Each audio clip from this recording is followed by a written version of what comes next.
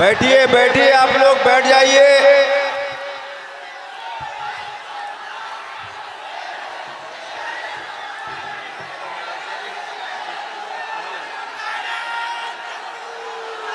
ये हमारा दामाद भी है, इनका बेटा है।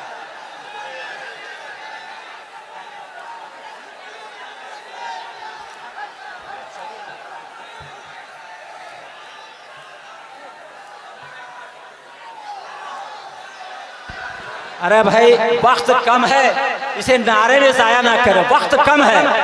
आप सुन ले, अपने मेहमान को सुनने की सादतें हासिल करें। जी हज़रत मुफ्ती साहब शुरू। मिंबर नूर पर जलवाबार मुअज़्ज़ज़ व मुक़्तदर नाइबान रसूल, उलमाए ज़वील एहतराम, सादात मशाइख़, हाज़िरीन अहले सुन्नत व जमाअत, अस्सलामु अलैकुम व रहमतुल्लाहि व बरकातुहू। अल्हम्दुलिल्लाह अल्हम्दुलिल्लाहिल हन्नानिल मन्नान अल्लज़ी खलक़ल इंसान व अल्लमहुल बयान, वस्सलातु वस्सलामु अला रसूलिही सय्यिदिल इंसी वल जान व अला आलिही व अस्हाबिही ज़विल खैरि वल इहसान, अम्मा बअद। फ़अऊज़ु बिल्लाहि मिनश शैतानिर रजीम, बिस्मिल्लाहिर रहमानिर रहीम। मुहम्मदुर रसूलुल्लाह वल्लज़ीना मअहू अशिद्दाउ अलल कुफ़ारि रुहमाउ बैनहुम, इला आखिरि हाज़िहिल आया। सदक़ल्लाहु मौलाना अज़ीम। बारगाह रिसालत मुआब सल्लल्लाहु अलैहि वसल्लम में दुरूद पाक का हदिया पेश करें। अल्लाहुम्मा सल्लि अला सय्यिदिना मुहम्मदिन मअदनिल जूदि वल करम व आलिहि व अस्हाबिहिल किराम व इब्निहिल करीम व बारिक व सल्लिम सलातन दाइमतन सरमदन अबदा।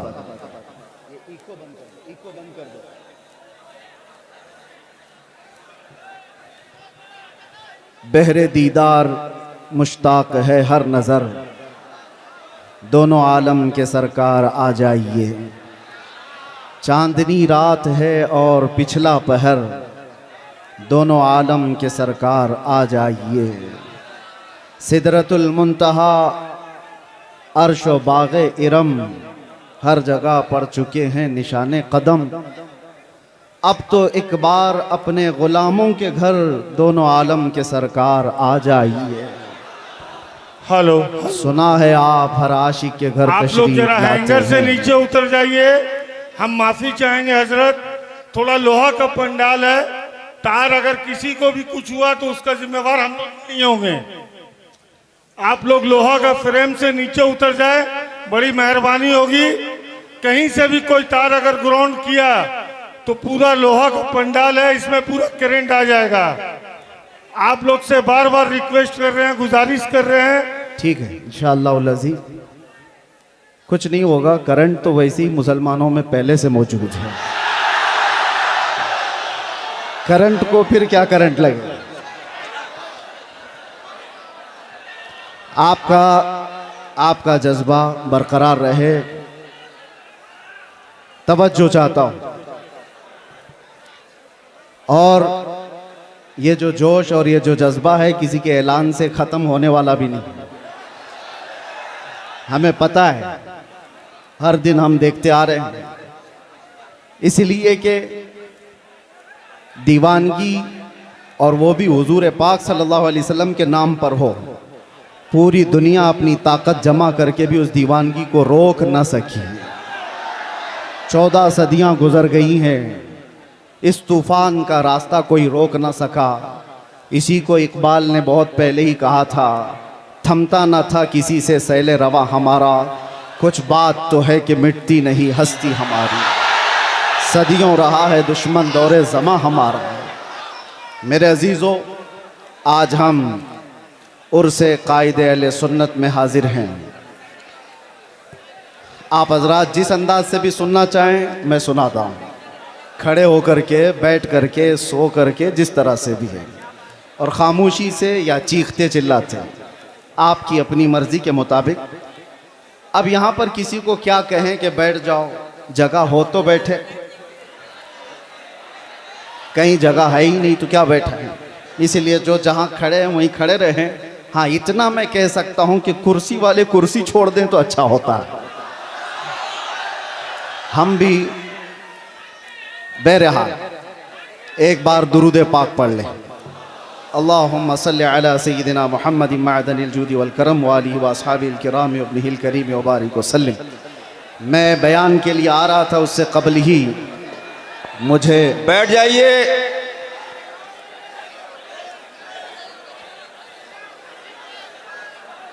बैठिए बैठिए, धक्का मुक्की मत करिए, बैठ जाइए।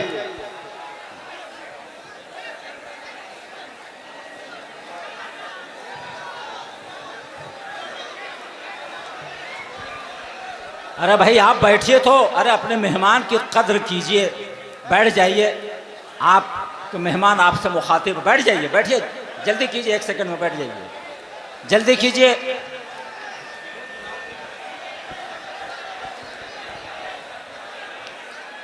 आप हजरात जिस मुक़द्दस महफिल में आए हैं उसकी तरफ तवज्जो करते हुए, और ख़ास तौर पर ये मिंबर जो होता है ये मिंबर रसूल कहलाता है।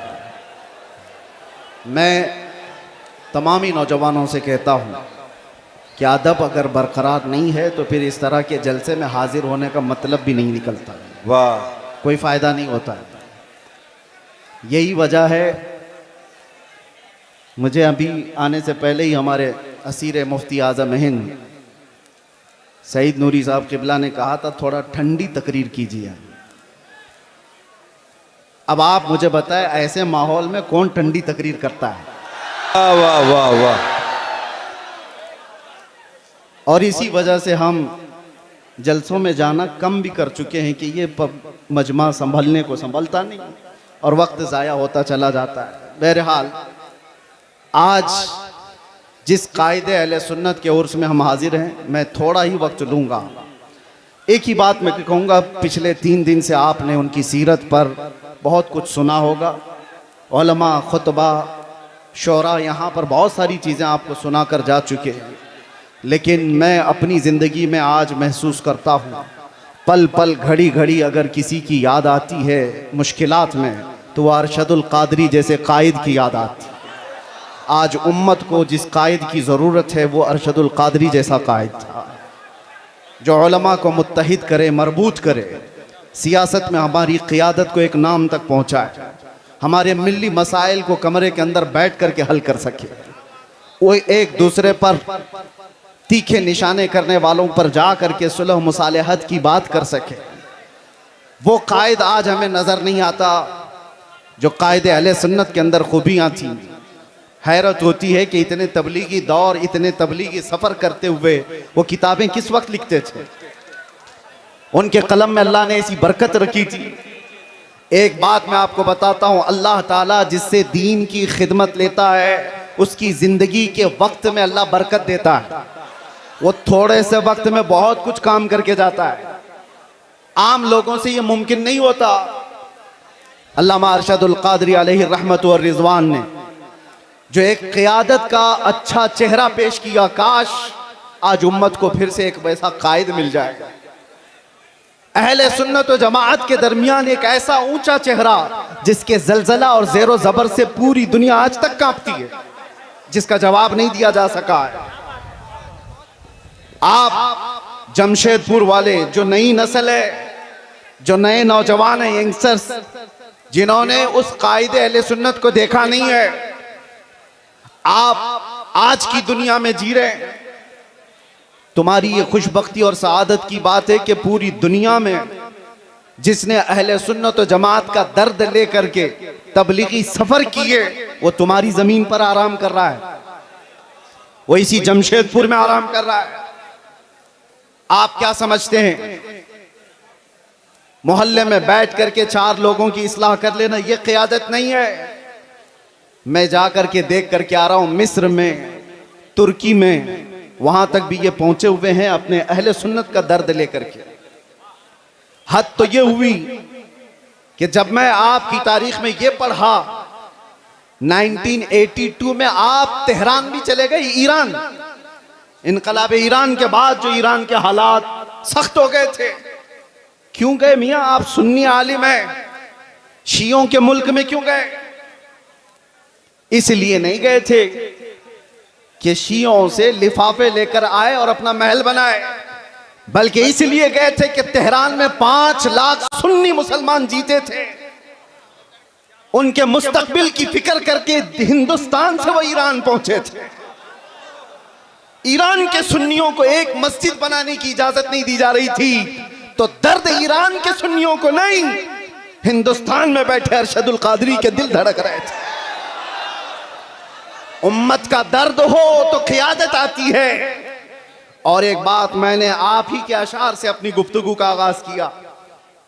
सबसे मेरी पसंदीदा नात अकेले में जब भी मैं सुनता हूं, सबसे ज्यादा अल्हम्दुलिल्लाह आला हजरत की नातों के बाद अरशदुल कादरी अलैहि रहमा की ये नात, इसलिए कि ऐसा है कि ये हम जेल में भी गुनगुनाते थे तो तसल्ली होती थी। बहरे दीदार मुश्ताक है हर नजर, दोनों आलम के सरकार आ जाई। चांदनी रात है और पिछला पहर, दोनों आलम के सरकार आ जाइए। ये वो कहता है जिसका दिल बाराहे रास्त मुस्तफ़ा से जुड़ा हुआ होता है, जिसके दिल की धड़कनें मेरे आका के इश्क में धड़क रही हो, वो इस तरह की तमन्नाएं करता है। और एक बात मैं आपको बताऊं, बहुत सारे लोगों को देख करके आप कंपेयर ना करना। जिसके सीने में सच्चा इश्क रसूल होगा, उसके दिल में ऑटोमेटिक उम्मत का दर्द भी होगा। ये लाजिम चीज है। जो नबी से बेपनाह मोहब्बत करता है, बाय डिफॉल्ट जिसको कहते हैं ना, ऑटोमेटिक उसके अंदर उम्मत की मोहब्बत और उम्मत का दर्द आ ही जाता है। वो ऐसा नहीं है, ऐसा नहीं है कि उम्मत को तोड़ने की बात कर रहा होता है और रसूलुल्लाह की सीरत बयान कर रहा होता है। झूठा होगा। नबी से मोहब्बत करने वाले की सबसे पहली अलामत बयान की गई है। मेरे आका ने खुद फरमाया, मल्लम यहतम बिअमरिना फलैसा मिन्ना। जो इस हाल में सुबह किया कि मेरी उम्मत का ख्याल नहीं किया, वो मेरी उम्मत में से नहीं है। हुजूर ने फरमाया, जो उम्मत मुस्तफा का ख्याल नहीं करता, हुजूर फरमाते हो मुझ में से नहीं है। और जो रसूलुल्लाह से मोहब्बत करता है, उसे उम्मत का दर्द सताता है, उम्मत का दर्द सताता है। अल्लामा अरशदुल कादरी रहमतुल्लाह ताला अलैह की जिंदगी को पढ़ो ऐ नौजवानों। कितनी जगहों पर वो सफर करते चले गए। उस जमाने में जब टेक्नोलॉजी इतने उरूज पर नहीं थी, असबाब इतने नहीं थे। आज हमें वक्त बचाने के लिए इतने पापड़ बेलने पड़ते हैं। मैं अपनी बात कर रहा हूं, मैं कहीं जा करके अपने सफर की दास्तानें नहीं सुनाने का कायल नहीं हूं, लेकिन फिर भी मैं आपको बताऊं कि सफर को बचा बचा करके वक्त के लिए आज हम इतनी कोशिश करते हैं, फिर भी अपने घर को वक्त नहीं दे पाते। अपने घर के लिए वक्त निकालना मुश्किल हो जाता है। जबकि आज प्लेनों का सफर करते हैं, इधर से बैठे उधर उतरे। और ये वो अशखास, वो नुफूस कुदसियां हैं जिन्होंने कई कई दिनों तक बसों के और ट्रेनों के सफर किए थे, और फिर भी उम्मत के दरमियान जा करके खिदमत इस्लाम का वो हक अदा किया जो आज प्लेनों का सफर कर करके भी 100 लोग नहीं अदा कर सकते, नहीं कर सकते। वो दर्द था उम्मत का। मैं मेरे वालिद गिरामी रहमतुल्लाह ताला अलैह से अल्लामा अरशदुल कादरी रहमतुल्लाह अलैह के मुतालिक बहुत बचपन में सुना था, जब मेरी उम्र अभी मुश्किल से 7-8 साल रही होगी। उस वक्त से सुनते आए जब अभी मदरसे की दहलीज पर कदम भी नहीं रखे होंगे। हाँ, किस वजह से सुनते थे? वो कसरत से सरकार मुफ्ती आजम हिंद का और हुजूर हाफिज मिल्लत का जिक्र करते, और अल्लामा अरशदुल कादरी रहमतुल्लाह अलैह के मुतालिक बताया कि कर्नाटक की सरजमीन पर, कर्नाटक की सरजमीन आप ऐसा समझे कि आज के दौर में भी इल्म दीन से शगफ रखने वाली उतनी वहां पर कौम आबाद नहीं है। आज भी ऐसे हालात हैं। उस जमाने में फरमाते थे, मेरे वालिद के एक खत लिखा था खाली, और उस खत की बुनियाद पर वो जानते भी नहीं थे हमें, आ गए स्टेशन पर आकर के पूछने लगे कि फला मौलाना ने खत लिखा था मुझे, मैं यहां आया हूं। पता पूछते हुए मस्जिद तक पहुंचे और मुसलसल कई दिन तक वहां पर ये फरमाया करते थे, कई मस्जिदों के सिलसिले में फिक्र, कई मदरसों के मुतालिक फिक्र। और आज उनका एक दर्द मैं एक जुमले में बताता हूं, उलमा समझ जाएंगे, उलमा समझ जाएंगे। बड़े बड़े कायदीन, माफ करें मैं किसी को टॉन्ट नहीं करना चाहता, बड़े बड़े पीर बने, कुछ भी बने, उम्मत का दर्द नहीं है तो उनके लिए ये जुमला है। अल्लामा अरशदुल कादिर रहमतुल्लाह अलैह ने, और वो जिसके लिए कहा था वो भी कोई आम आदमी नहीं थे, वो अपने जमाने के बहुत बड़े खतीब थे, बहुत बड़े खतीब थे जिनका तूती बोलता था हिंदुस्तान में। उसके बावजूद अल्लामा अरशदुल कादरी उनको खत में लिखते हैं कि उम्मत के हालात के सिलसिले में अगर आप खामोश रहे तो आपकी बेदारी के लिए मैं क्या कर सकता हूं। तो जुमला कितना प्यारा है, फरमाते काश मुझे सूरे इसराफील मुस्तार मिल जाती। फरमाते हैं इसराफील अलैहिस्सलाम की सूर मुझे उधार में मिल जाती, वो फूंक फूंक करके मैं हंगामा महशर बपा कर देता आपको बेदार करने के लिए। ये दर्द था मेरे अजीजों, दर्द था। आज जरूरत है इस भोली भाली उम्मत को इस तरह से ऐसी आवारा छोड़ने की बजाय इनके रास्ते तय किए जाए, इनके रास्ते तय किए जाए। मेरे अजीजों, जो हालात यहां पर बने हुए हैं उस सिलसिले में भी मैं आपसे कहूं किस तरह के हालात बने। आज अगर अल्लामा अरशदुल कादरी होते तो ये चुप्पी और खामोशी तो नहीं होती। कम से कम मैं जो बोलना चाह रहा, हमारे उलमा जेलों में बंद हैं, उनके सिलसिले में आवाज कोई क्यों नहीं उठाता। बरेली शरीफ खानदान आला हजरत तौकीर रजा साहब आज तक अंदर हैं, और कमर गनी उस्मानी साहब 4 साल से अंदर हैं। किसी को डर लगता है तो अलग बात है कि इनके नाम ले लिए, उनके नाम ले लिए, हमारे लिए मामलात ना आ जाए। तुफ है तुम्हारी ऐसी सोच पर। उम्मत मुस्तफा का वो हिस्सा है या नहीं, टुकड़ा है या नहीं। मेरे आका फरमाते हैं मसलुल मुमिनी का मसली जसदिन इज़ा इश्तका अदुन तुदअ लहु साइरुल जसद बिस्सहरी वल हम्मा।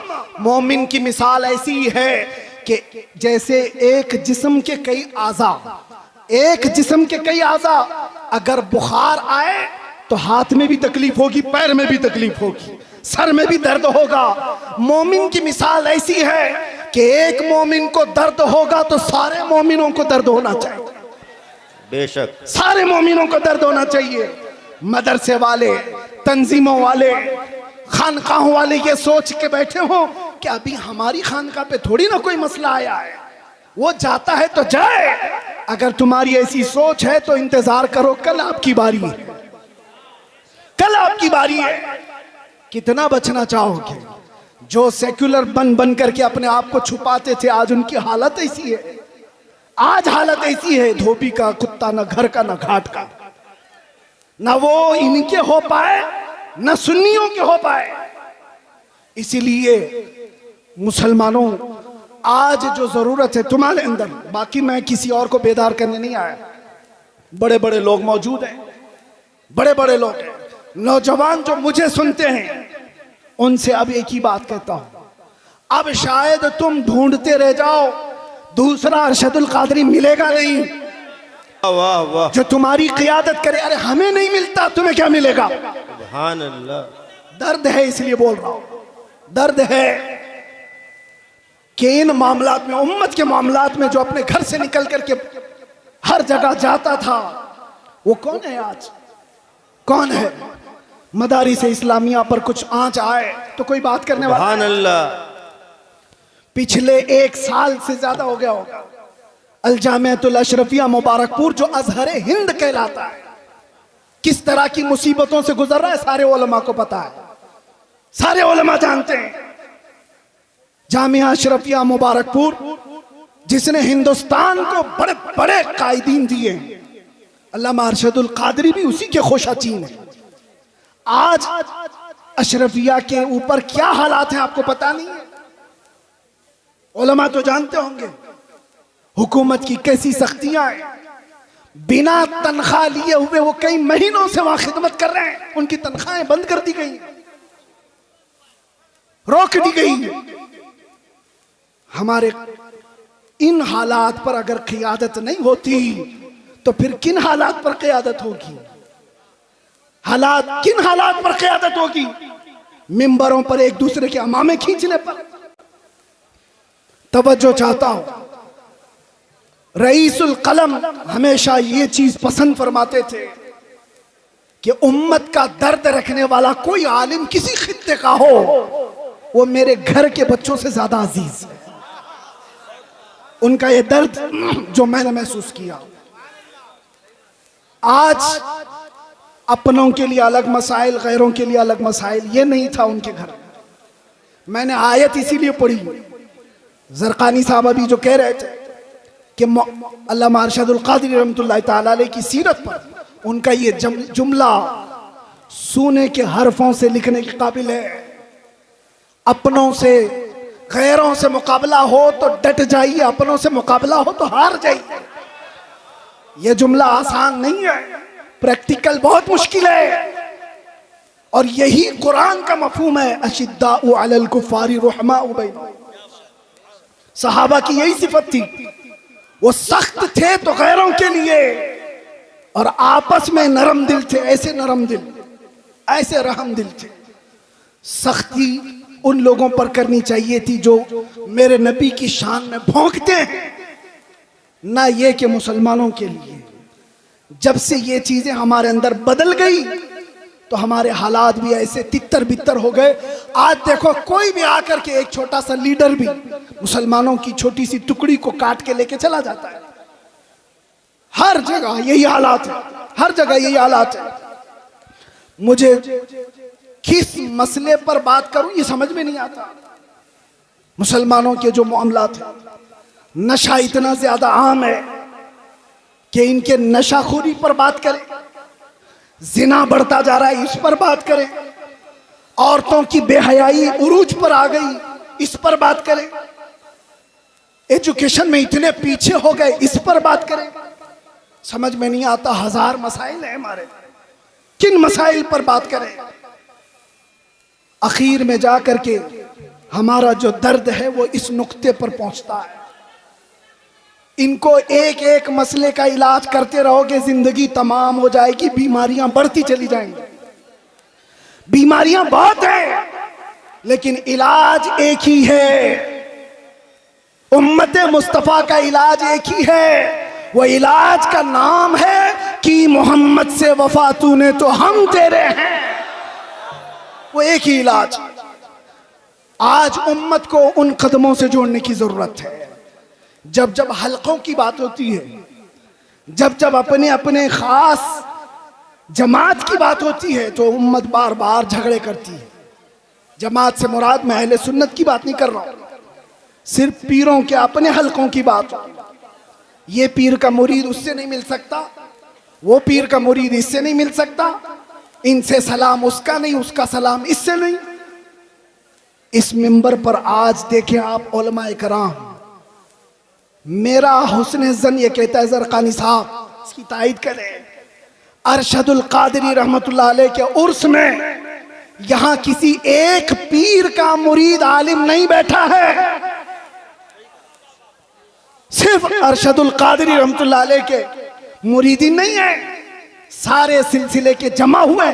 इसलिए जमा हुए हैं कि उन्होंने अरशदुल क़ादिरी रहमतुल्लाह तआला अलैह की सीरत को देखा है कि यहां पर छांटा नहीं जाता, यहां पर जमा किया जाता, इसलिए जमा हुए। बाकी तो डर लगता है। इनके भी स्टेज खास हैं, सबके हमें पता है, मैं खुलकर बोल रहा हूं। सब खतीबों के, सब शायरों के स्टेज खास है। इस स्टेज वाला उस स्टेज पे नहीं जाएगा। है सुन्नी, उनके बटे हुए हैं।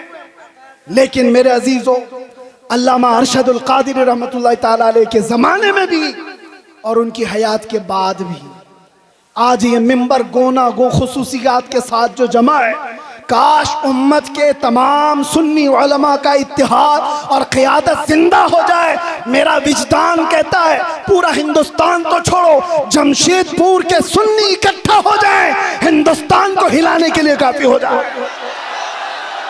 जिंदाबाद जिंदाबाद क्या समझते हो जिंदाबाद, तुम? नारे तकबीर, नारे रिसालत, उर्से हुजूर कायदे अहले सुन्नत हजरत अल्लामा मुफ्ती सलमान अजहरी साहब किबला, नारे तकबीर, नारे रिसालत। मैंने सुना था मिंबर पर, हो सकता है कि बहुत ज्यादा भीड़ भाड़ की वजह से नज्म व नस्ख खराब हुआ हो। ज़रक़ानी साहब यहाँ पर बहुत सारे उसूल रखते हैं, उन उसूलों में ये भी मैं अर्ज किए देता हूँ कि जिसका उर्स हो रहा है उसी का नारा लगाए, यहाँ जो खड़ा है उसका नारा ना लगाए। होना ये चाहिए, हमारे मरने के बाद फिर लगाए। यहीं से तो शख्सियत परस्तियां शुरू हो रही। मुझे कम लक़ब दिया, मुझे छोटे नाम से बुलाया, पोस्टर में मेरा नाम वहां चिपकाया है। इन्हीं मामलात में तो है। मैं कितने लोगों को जानता हूं छोटे नाम की वजह से और पोस्टर में इधर उधर हो जाने की वजह से उनकी बरहमी आसमान पर है, और कोई सालों से जेल में सड़ रहा है, एक बार माथे पे शिकन नहीं आई। दर्द अगर तुम्हारी अपनी इज्जतों का है तो तुम्हारी इज्जतें नीलाम हो जाएंगी, और दर्द अगर उम्मत का है हर दिन तुम्हारी इज्जत बढ़ाई जाएगी, हर दिन इज्जत बढ़ाई जाएगी। इसीलिए मेरे अजीजों, आज बात करते हैं नामों से रिसालत के उस अहम मसले पर। अल्लामा अरशदुल क़ादिरी रहमतुल्लाह तआला अलैह की जिंदगी उसके लिए शाहिद अदल है। आपके मुतालिक सबको मालूम होगा ना, सबको मालूम है अल्लामा अरशदुल क़ादिरी बहुत बड़े मुनाजिर थे। मुनाजिर का मतलब भी आपकी जनरेशन समझना मुश्किल है। डिबेट में ऐसे माहिर थे कि सामने वाले को चित कर देते। लेकिन ये मुनाजरे किसके लिए होते थे?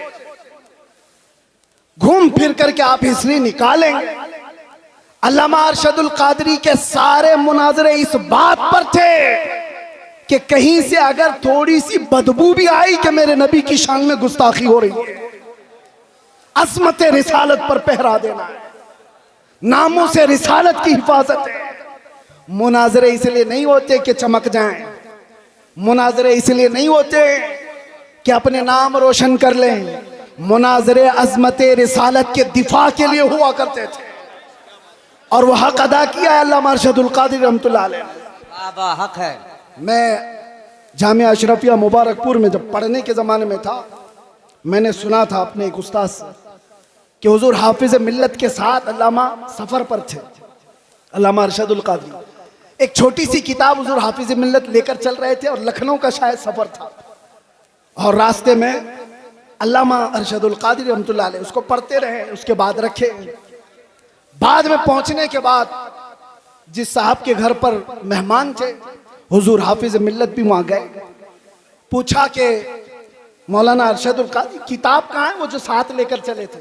कहा हुजूर मैं तो लेना भूल गया, छूट गई, ट्रेन चली गई। हुजूर हाफिज़ मिल्लत को वो किताब की ज्यादा जरूरत थी, बहुत शदीद जरूरत थी। आप नाराज हो गए, कहा इतनी भी किताब का आप ख्याल नहीं कर पाए, साथ में सफर। कहा कि हुजूर थोड़ा सा वक्त दे दें, थोड़ा सा वक्त दे दें, किताब के मुतालिक कुछ ना कुछ करूं। फरमाया कि जो किताब उन्होंने ट्रेन में बैठकर मुताला किया था, पूरी किताब लिख करके हुजूर हाफिज़ मिल्लत को दे दी।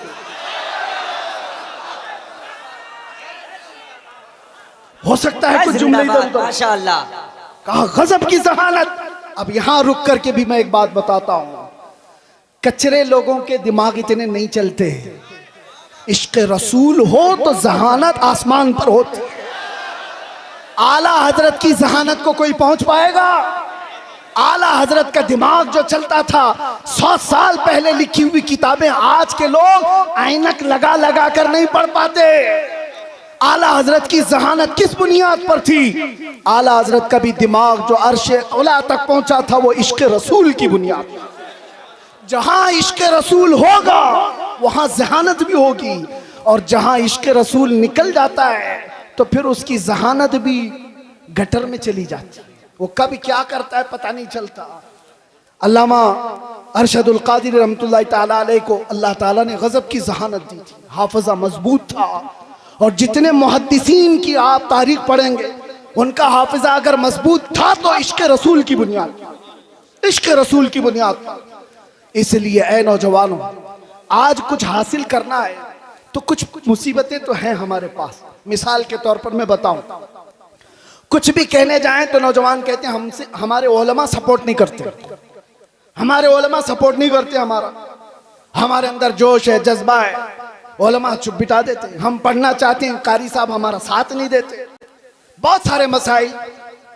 लेकिन तुम क्या ये उज्र भी कयामत के दिन पेश कर सकते हो? मुझे बताओ, क्या तुम्हें अपने घर में तन्हा बैठ करके भी अपने नबी से कसरत से मोहब्बत करने के लिए भी कोई रोकता था? आज के इस दौर में कोई रोकता है तुम्हें? कयामत के दिन क्या उज्र पेश करोगे? छोड़ो इनके मामलात, उलमा नहीं सपोर्ट करते, कायदीन नहीं आते, ये तो अवाम की बातें तो छोड़े, सोशल मीडिया पर जो नौजवान उलमा की तहरीरें भरमार पड़ी रहती है, वो पता नहीं किसको किसको कोस रहे होते हैं। कई मर्तबा मेरे पास आई तहरीरें, कहा कि हजरत वो लोग खामोश हैं, ये लोग खामोश हैं, कुछ नहीं बोलते, सब खानकाएं।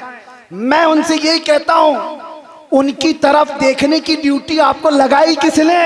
वो खामोश हैं तो अल्लाह ने आपको मौका दिया, आप मैदान में आओ, आप बड़े बन जाओ। मैदान बड़ों ने आपको खाली करके दिया, आप बड़े बन जाओ। हम जैसे छोटों को पूछता कौन था? हमारी हैसियत क्या है? हमसे हमारे बाप के बराबर भी बड़े बड़े उलमा हैं, अभी भी मौजूद है, उनसे भी बड़े मौजूद हैं। मेरे अजीजों, एक दर्द लेकर के मैदान में क्या उतरा? मैंने एक बार ही मुस्तफ़ा करीम सल्लल्लाहु अलैहि वसल्लम की नामूस के मुतालिक अपने जज्बात का इजहार किया था और फिर उसका असर देखा। 50 लोगों में बैठकर की हुई बात थी, रब्बे जुल जलाल ने पूरी दुनिया के चप्पे चप्पे में पहुंचाया। आज हमें हर एक की नजर के सामने बिठाया, सबके सामने हमारी जो इज्जतें हैं वो इसलिए नहीं है कि मैं बहुत बड़ा तुर्रम का हूं, बहुत बड़े बादशाह का बेटा हूं या कोई सियासी नेता हूं। ये जो कुछ भी इज्जतें मिली हैं ये कदमे मुस्तफ़ा की बरकत है। जब तक बिके न थे तो कोई पूछता न था, या रसूल अल्लाह तुमने खरीद कर हमें अनमोल कर दिया। आज दुनिया में ये मकाम देखा है, जो एक बार मुस्तफ़ा की इज्जत की बात करता है, मौला दिल दिल में उसको बिठा रखता है। और फिर सोचो, जो अपनी जिंदगी हुजूर की मोहब्बत में फना कर देता है, तब जाकर के वो बरेली का इमाम अहमद रजा बनता है। बेशक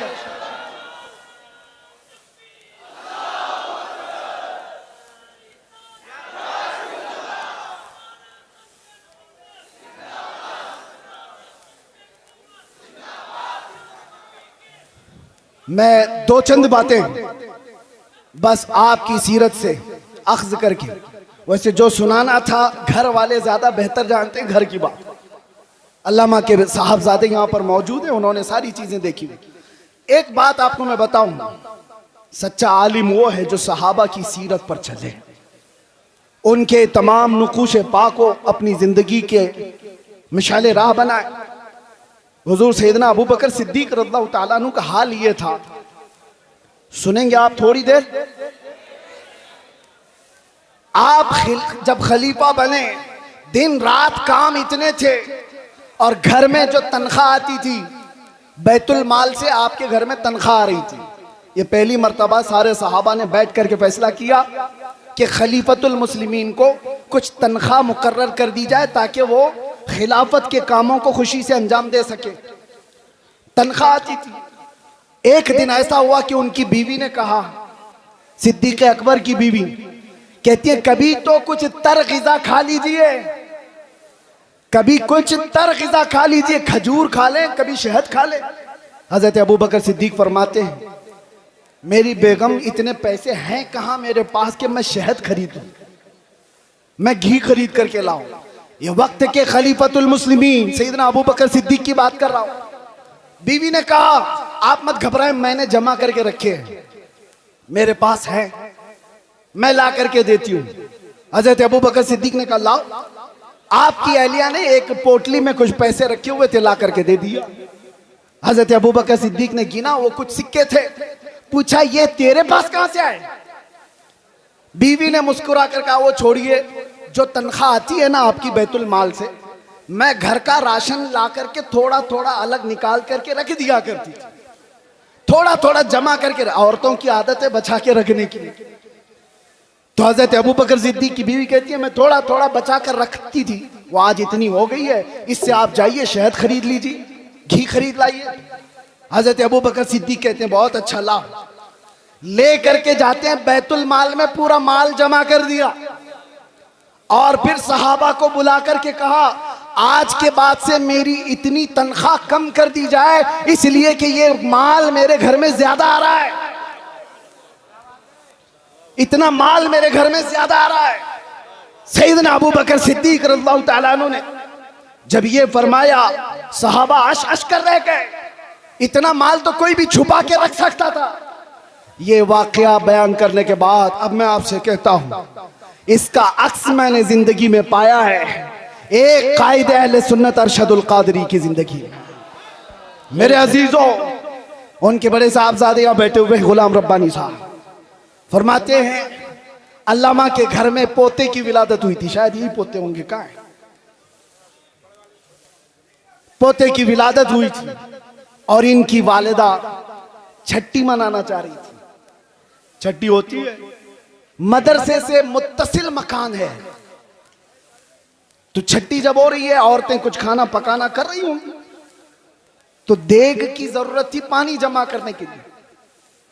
तो इनकी वालिदा मोहतरमा अल्लामा की अहलिया मदरसे के मतबख से वो देग मंगवाई सेक्रेटरी से या किसी से बोलकर, क्या आज हमारे घर में कुछ फंक्शन है, उसमें पानी जमा करना है, या जो भी मंगवा करके अपने घर में रखा और पानी भरा। पानी आता भी नहीं था जैसे वो बताते।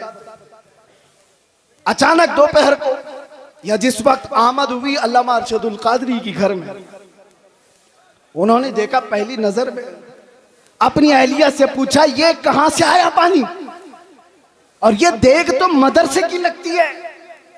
अहलिया ने कहा हाँ, घर में आज छठी है, पोते की विलादत हुई, मैंने मंगवा लिया। आपने ठोकर से पूरा पानी इधर गिरा दिया और कहा फौरन के फौरन ले जाकर के मदरसे में जमा करो, और जितनी देर इसका इस्तेमाल किए उतनी देर की रसीद काट करके मदरसे में जमा करो, और कोई छट्टी पट्टी नहीं होगी घर के अंदर। अगर कौम की अमानत का 1 रुपया भी मेरे घर में इस्तेमाल होगा, मेरे घर में इस्तेमाल होगा, तो वो मेरे लिए हराम है, हराम। ये सिद्दीक़ अकबर की जात से लिया हुआ पहलू था, सिद्दीक़ अकबर की जात से लिया हुआ पहलू था। मेरे अजीजों, आज हालात तो बड़े बहुत अलग है। अब क्या बताएं, हम इस मैदान के आदमी हैं, ये स्टेजों के, और ये स्टेज और ये प्रोग्राम कितने कमर्शियल हो गए हमें पता है। दिल नहीं करता, अभी लोग इस पर धंधा करने लगे हुए हैं, बिजनेस होते हैं, ठेकेदारियां होती हैं, उलमा की कीमतें तय होती हैं, शोरा की कीमतें तय होती हैं। 1 घंटा बयान करने का वो इतना लेगा, एक नात पढ़ने का वो इतना लेगा, सारा कमर्शियल हो गया। और वो एक अरशदुल कादरी है, एक अरशदुल कादरी, कई दिन उनके घर में फाके चलते रहे। खुददारी ऐसी थी कि कभी घर की बात बाहर नहीं बताई, बाहर नहीं बताई, खुददारी ऐसी थी। और आप बताओ, मौलाना लोगों कोई भी हो, इंग्लैंड जाना, अमेरिका जाना, इनके सबके ख्वाब होते हैं, कौन नहीं जाना चाहता? अमेरिका चले जाएं, इंग्लैंड चले जाएं, यूरोप चले जाएं। और अल्लामा को उस जमाने में इंग्लैंड, अमेरिका, सारी दुनिया पर जाने के बहुत मौके फराहम हुए, एक बार नहीं कई बार। और उस वक्त मुझे बताओ, इंग्लैंड में, अमेरिका में या यूरोप में कोई एक बंदा ऐसा मिले जो ये कहे हमने अरशदुल कादरी की जेब भर दी थी? नहीं। जो उन्होंने वहां से लिया वहीं की जमीन पर कोई इदारा बनाया और वापस चले आए। ये क़ियादत थी। लंदन की सरजमीन पर उन्होंने पहला जब इदारा बनाया था, मुफक्किर इस्लाम अल्लामा कमरुज़्ज़मान खान आज़मी रहमतुल्लाह दामज़िल्लहुल आली हफ़िज़हुल्लाह व रआह अभी भी मौजूद हैं। अल्लामा अरशदुल क़ादरी की ज़ेर निगरानी कितने साल उन्होंने खिदमत की। वो खुद बयान फरमाते हैं कि वहां पर मस्जिद की जरूरत थी, एक चर्च बिक रहा था, तो चर्च के मुंतजिमीन उनके पास चले गए अल्लामा कि हमें बेच दीजिए। कोई हिम्मत करता है, और वहां के हालात अलग है। चर्च वालों से उस वक्त के 50,000 पाउंड में वो खरीदो फरोख्त होनी तय पाई। आपने बड़ी मसलहत के साथ उससे बातचीत करके 40,000 पे राजी किया। चर्च खरीदने की बात की कि मस्जिद बनेगी ये। और उस वक्त जानते हो सबसे हैरत की बात मैं ये कह रहा हूं, उलमा हौसला रखो, हौसला।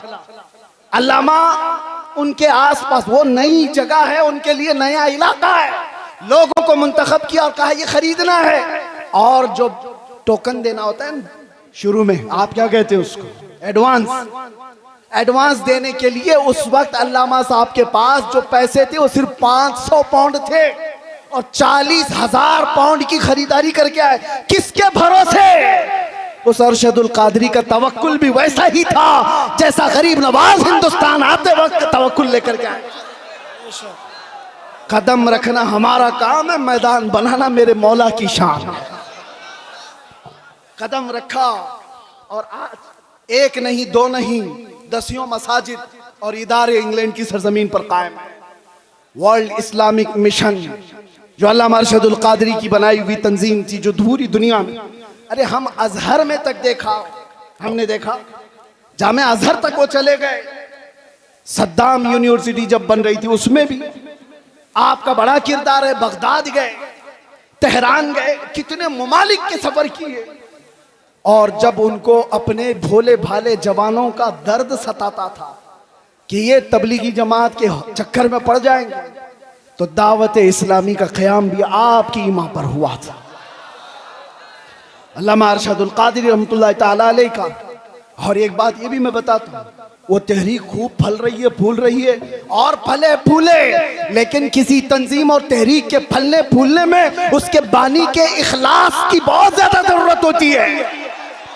और वह इखलास अरशदुल क़ादरी का हर जगह पर नजर आता है। हाफिज मिल्लत का इदारा यूं ही कायम नहीं है। सीमेंट और गारे की इमारतें बनाना बहुत आसान है, अशरफिया बनाना आसान नहीं है। क्यों?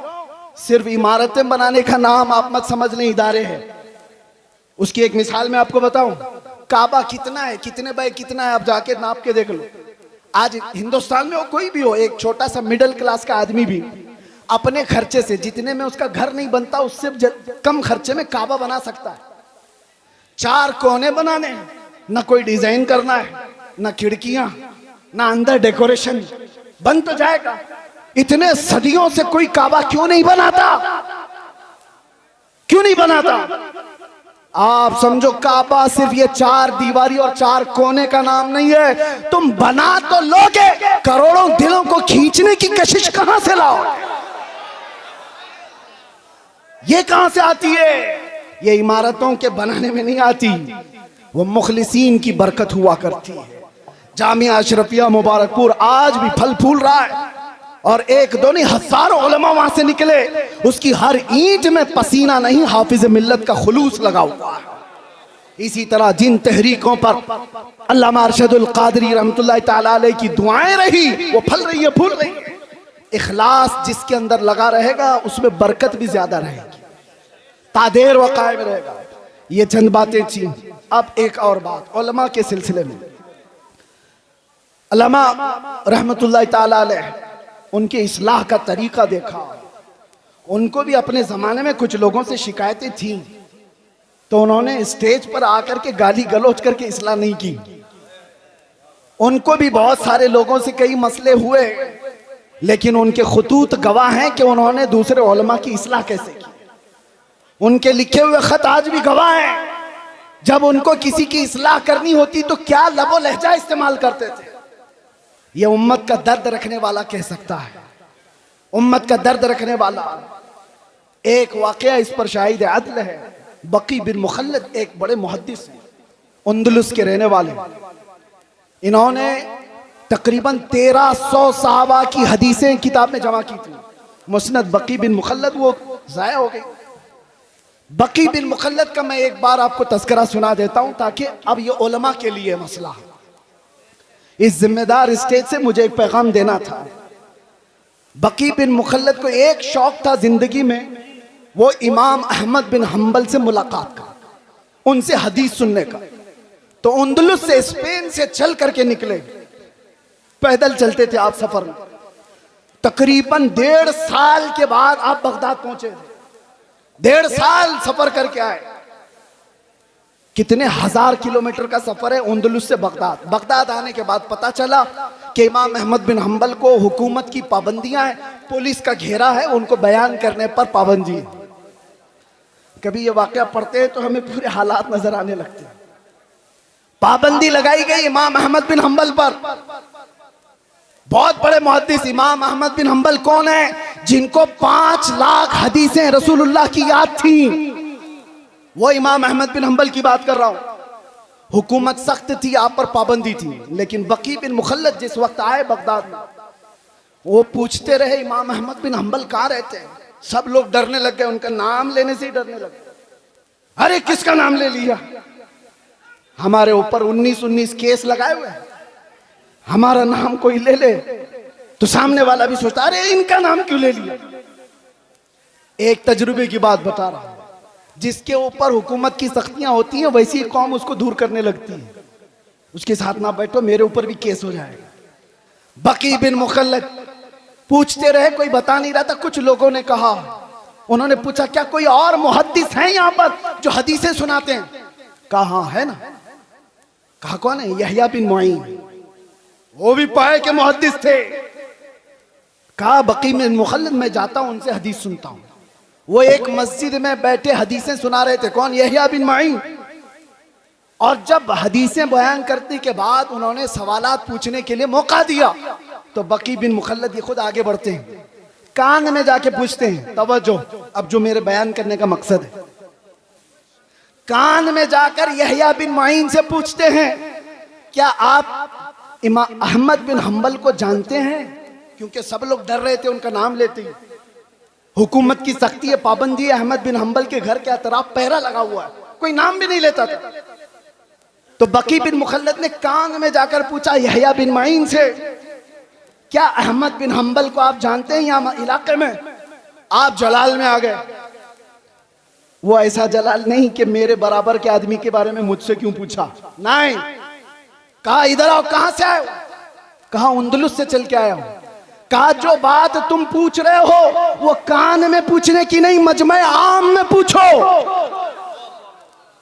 अहमद बिन हम्बल के बारे में कान में मत पूछो, पूरे मजमे में पूछो। कहा पूछो।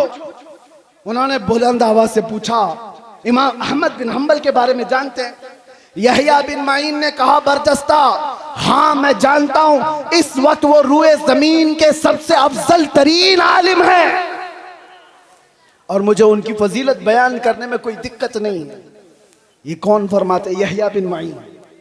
और उसके बाद बकी बिन मुखल्लद पूछते हैं, क्या आप इजाजत देते हैं कि मैं उनसे जाकर हदीस सुनूं? एक खुद मुहद्दिस हैं, वो उनसे पूछ रहे हैं, मौलाना साहब आपसे आकर के कोई पूछे, मैं आपसे नहीं पढ़ना चाहता हूं, दूसरे मौलाना से पढ़ना चाहता हूं। भगा देगा, मुझे क्या समझ रखा है, मुझे कमतर समझा है। यहया बिन मुईन कहते हैं तुमने बेहतरीन फैसला किया है, मुझे भी वक्त मिले तो मैं अहमद बिन हम्बल से हदीस सुनूं। ये है वक्त के मुआसिर उलमा के दरमियान मोहब्बत और एक दूसरे का एहसास। उसके बाद यहया बिन मुईन के दरबार से वो निकले। बकी बिन मुखल्लद पूछते हैं अहमद बिन हम्बल कहाँ है?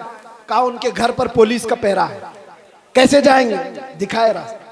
जब गए दरवाजे पर दस्तक दिया, इमाम अहमद बिन हम्बल बाहर आए, जल्दी से अपना बता दिया, मैं इतने 1000 किलोमीटर का सफर करके आया हूं, आपसे कुछ हदीसें सुनने आया हूं। इमाम अहमद बिन हम्बल ने कहा आज तो तू आ गया, कल तुझे पुलिस आने नहीं देगी। कहा उसका रास्ता मैंने बना लिया है। क्या बनाया? कहा रोजाना मैं एक कटोरी लेकर के आऊंगा भीख मांगने के लिए, दरवाजे पर दस्तक दूंगा, आप थोड़ी रोटी मेरे कटोरे में डाल देना और 4 हदीसें भी सुना देना। इमाम अहमद बिन हम्बल की बारगाह में बकी बिन मुखल्लद कई महीनों तक इस तरह हदीसें सुनते रहे। इस वाक़े को बयान करने का मतलब ये है मेरे अजीज़ों, एक तरफ वो यहया बिन माइन है, एक तरफ इमाम अहमद बिन हम्बल, एक तरफ बकी बिन मुखल्लद। हदीसों में ये सब बड़े बड़े मुहद्दिस हैं।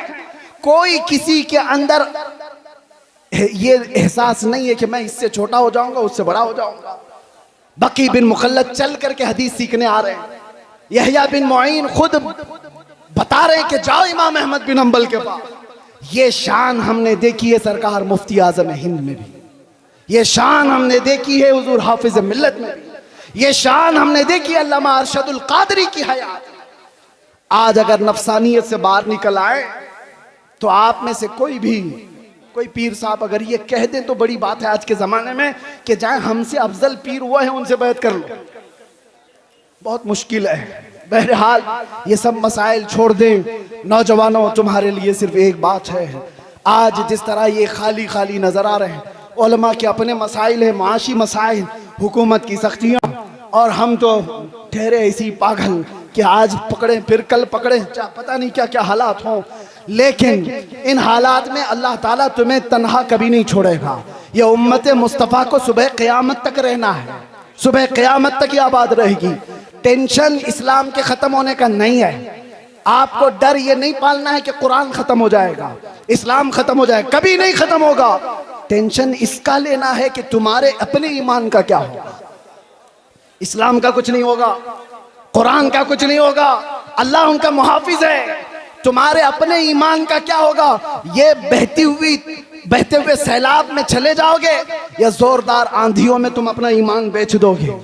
आज के हालात इस बात का सवाल करते हैं। नौजवानों, तुम अपना ईमान इतना कमजोर ना कर लो कि तुम्हें वक्त की दौलतमंद खरीद ले, तुम्हें कोई डर खरीद ले, तुम्हें कोई डरा धमका करके ईमान से दूर कर दे। इतना कमजोर ईमान मत पालो। अब हमारे पास कायदीन बार बार नहीं आएंगे, वाज़ो नसीहत करने वाले भी नहीं आएंगे। हो सकता है मदरसे आगे चल करके मुश्किलात का सामना करें। ये मिंबर की भी इज्जतें दाव पर लगी हुई हैं। आज ये सजा है, कल क्या पता। अल्लाह सदा कायम रखे, शाद रखे, आबाद रखे। लेकिन बातिल कुव्वत की नजरें इस पर है। इसलिए मैं आपसे कहता हूँ, एक चीज है जो 100 साल पहले हमें इमाम अहमद रजा फाजिल बरेलवी दे करके गए थे और ये सुना कर गए थे, जिसके पास ये होगा उसे फिक्र नहीं होगी, डर नहीं होगा। आप सबको ईमान पे मरने की फिक्र है या नहीं? सबको ईमान पे, इस्लाम पे दुनिया से जाना है कि नहीं जाना है? लेकिन कैसे जाओगे? बड़े बड़े डरते हैं इस बात पर कि आखिरी वक्त कैसा आएगा। लेकिन आला हजरत बरेलवी वाले कहते हैं एक बात याद रख लो, तुम्हारे लिए पक्का है कि इस्लाम के साथ जाओगे। वो क्या है? उन्हें जाना, उन्हें माना, न रखा गैर से काम, लिल्लाहिल हम्द मैं दुनिया से मुसलमान गया। लब्बैक या रसूल अल्लाह, लब्बैक या रसूल अल्लाह, लब्बैक या रसूल अल्लाह।